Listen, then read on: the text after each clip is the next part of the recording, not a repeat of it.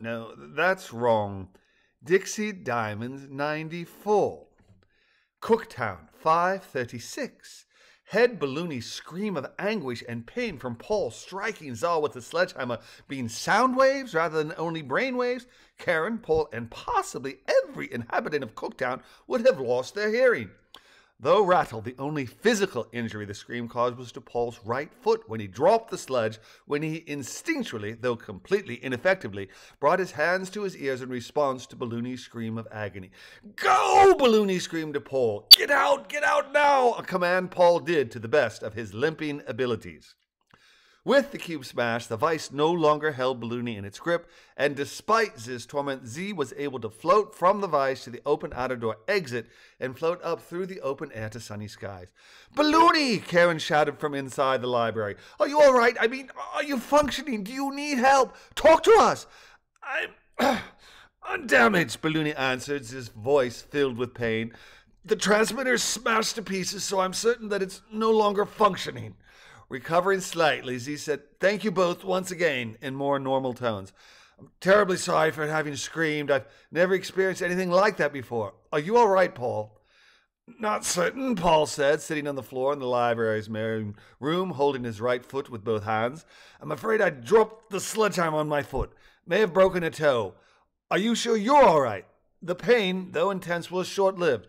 Your hammer blow allowed me to be free of Brency.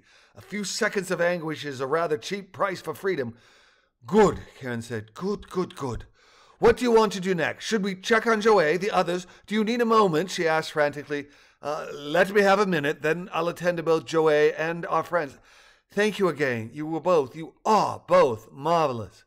"Same to you, Balloony," Paul replied. "Thank goodness that was a one and done, eh?" "Indeed," Balloony said. "I'm certainly glad we only had to go through this once for my sake, let alone the two of you.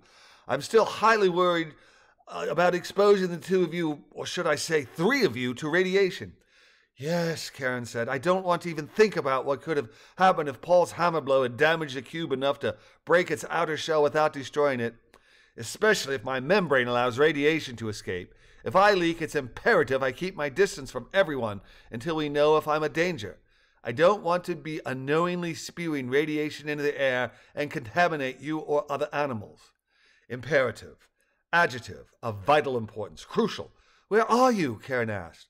"Floating above you. I'm not heading anywhere, at least not yet." "Lovely," Paul said. "Let's take 5, then move on, shall we?"